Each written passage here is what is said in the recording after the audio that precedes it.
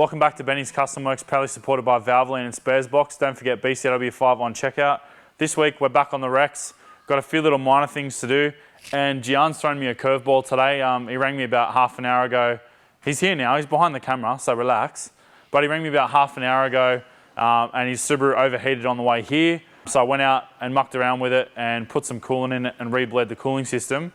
And now that the Subaru's in the car park, so once we knock this thing out, we're actually going to pull the Subaru in, have a look at it. I think I might change the thermostat because I don't think we've ever done one here. So do a thermostat, a coolant bleed, and just give it a check over because he's going to be doing a bit of a road trip this weekend. But we'll dive straight on in.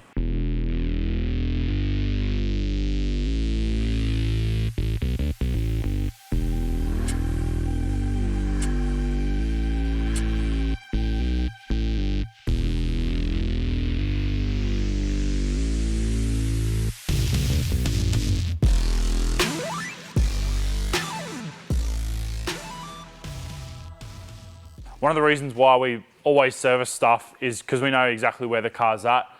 This thing only has, from what I can tell, 40,000 Ks or thereabouts on it. And while a low-K car is really cool, things generally don't get serviced by time. A lot of the stuff is serviced by kilometers. So in this particular instance, the gearbox oil actually looked like the original oil. It looked clean, but it's gone really cloudy. Generally that means it's got moisture in it, or really water or condensation's gotten into the oil and made it kind of milky.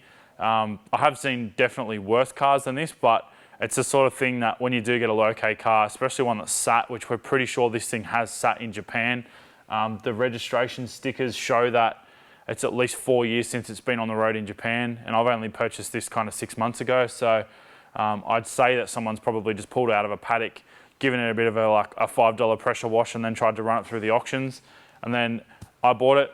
But yeah, keeping that in mind, it's always super critical to make sure you do service stuff by time, not just by Ks, especially if it's something like this that you're not going to be driving all the time. Gearbox oil I'd probably recommend to do every two to 3 years. Engine oil every sort of 6 months, depending on sort of the climate. Some countries actually run winter and some oil, depending on how cold it actually gets. Australia's not one of those countries, luckily. But yeah, it's super critical to actually service your stuff by time as well, because the oil does degrade by age, and especially when you've got sort of acids and byproducts from engine combustion in those oils, it can break that oil down. So yeah, it's really critical to make sure that you are changing your stuff by time as well as kilometers. Oh, it's so heavy! It's funny how Subaru did change some stuff over the years and then didn't. Like, they've used the same wheel nuts for like 40 years nearly.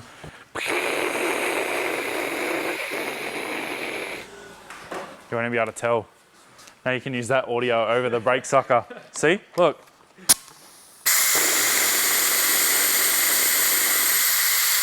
Sounds exactly the same. Excellent.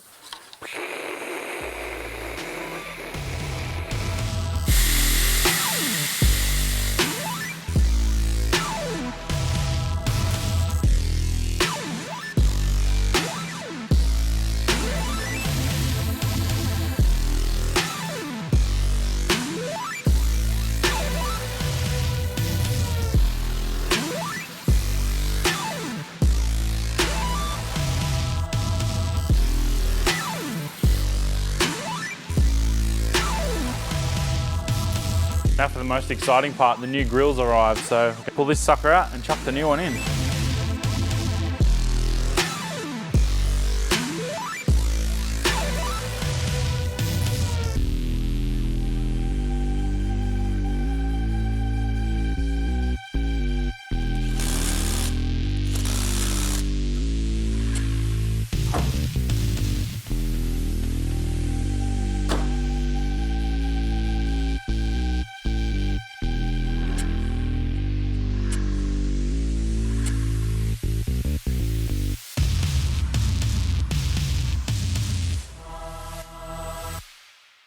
I'm going to say it again.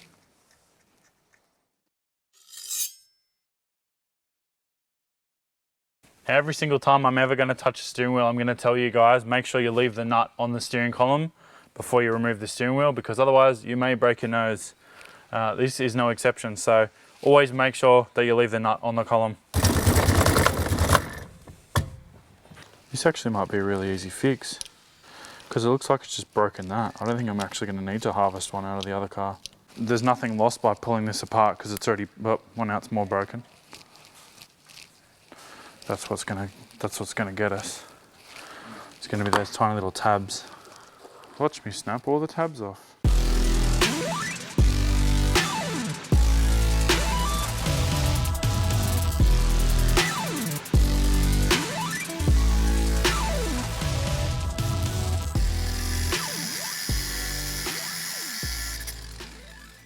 After having a bit of a look at this combination switch lever, rather than actually racking a good part off of another car, I can see heaps better now. I've decided to actually try and repair this one. So what's actually happened is there's a detent through the middle here that basically locks it into the high or low beam position. And it's actually broken the back side of that off, which holds this spring and obviously the detent pin in position. The spring's actually really heavy. I'm not sure why it is that heavy, but it's a super coarse spring. So I've basically run a thread M5 by 0.8 through the bore of this indicator combination stalk, and I've actually made a little, effectively a grub screw plug, screwed it in. It's only sort of about 5 mil high, and I've actually glued that in position, which should in theory hold the detent spring in position. I do need to now shorten this spring though, because obviously we've taken up space which used to be where the spring sat.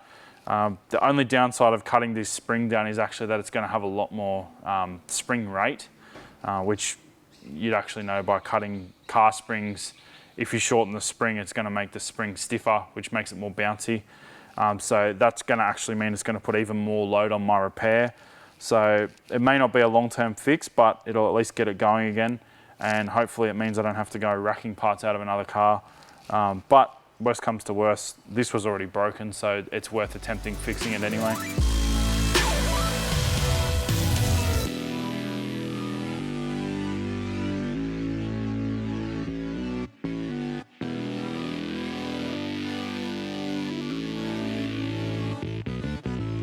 A handy little tip if you're trying to mix up a 2-part resin or epoxy and you don't have a mixing tray, literally just chuck some sticky tape on your workbench, and when you're done you can just peel the thing off and you're clean as. I'm just going to use a screwdriver to actually mix this and apply it. This is a specialised plastic epoxy. It's basically designed to repair radiators. Actually, this is from Old Cock. Shout out to Old Cock at Noosa Radiators. This is remnants of our Drag Week 2018 emergency kit. So yeah, I'm just going to quickly mix this up now and actually bond this retaining clip in, because the tangs to hold that are brittle plastic and now they've turned to dust. So I do have 2 of the factory ones in there, but I don't want to sort of, because we've already modified the spring rate in this combo switch, I don't want to overload what's left there and the thing blow apart in my lap. So I'm going to give this a bit of a mix up now and then just dab a bit on and call it done. Get a what? Fixed. Throw the sucker back in. And steering columns look so scary when there's no steering wheel on there, eh? Like, it's like just an invitation to spear yourself. But did you die? Fair chance.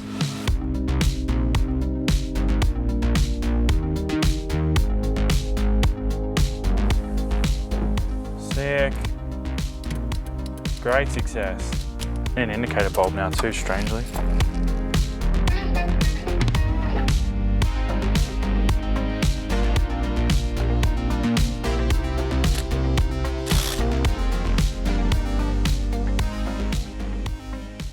This thing has turned to dust, literally. I also just sat in the sun and cooked hay, because like there's literally bits of it everywhere, like throughout the whole interior. Odd, because that was working before too. Oh well, it doesn't work, but that's fine.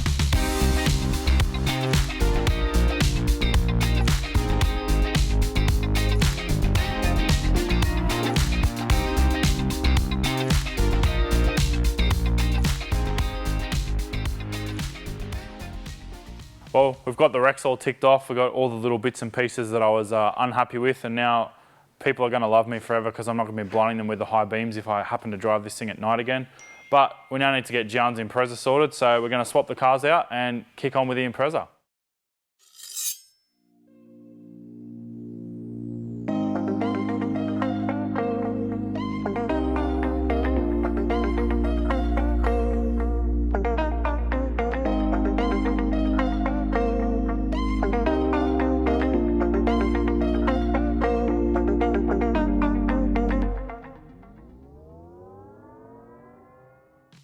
So we've got the forbidden Kool-Aid all over the floor as per usual, and we've also gotten the old thermostat out. I'm almost surprised it was actually a genuine Subaru thermostat in this car, because generally they don't fail and they don't get sticky, but in saying that, it may be the original one for it because it did look pretty old. So we are going to chuck another genuine Subaru one in. In my experience, the genuine ones seem to be much more reliable in Subaru specifically. A lot of other cars you can probably get away with a non-genuine one, like we use Dayco ones in the Falcon, and other cars in the past we've used like non-genuine ones, but Subaru specifically seem to be pretty fussy with thermostats. So yeah, for the extra sort of 20 bucks over an aftermarket one, I think it's a good investment in this particular setup. So we're going to chuck it back together, put the hose clamps on, and put some brand new Kool-Aid in it, and hopefully we don't spill that everywhere too.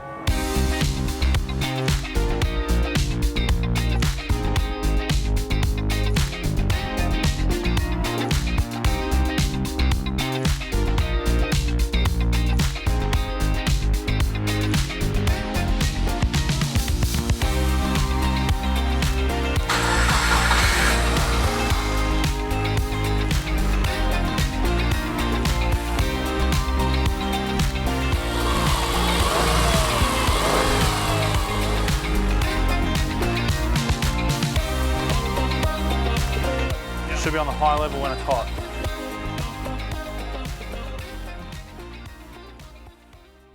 Well, it's been a bit of a mixed bag today at BCW. We hadn't really planned on actually touching the Impreza today, but seemingly it's fine.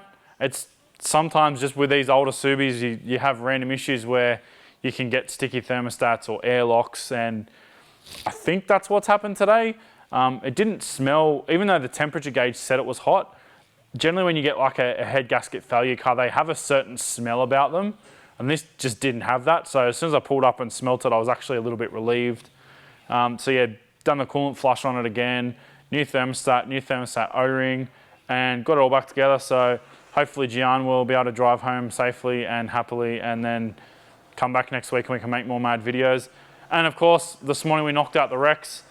Same thing, few little things on that thing today, but I think a lot of those little sort of jobs are what makes those cars so much better.